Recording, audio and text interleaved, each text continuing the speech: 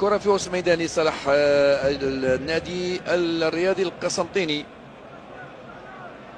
ونلعب الدقيقة 30 بالنسبة لهذه المرحلة الأولى. أي كرة ممتازة، الهدف الأول. زكريا بن شاعة ما يلبش كثيرا الكرات، ولكن يسكنها في الشباك بهذه الكيفية الجميلة. قبل قليل قلنا انه ما لازملوش كرات كثيره، وكره ممتازه. يوليب في هذه المره كان ذكيا جدا، كسر عمليه التسلل، والكره راحت لبنشاعة، راح نشاهدها. شوف هذه الكره، تدخل العيوني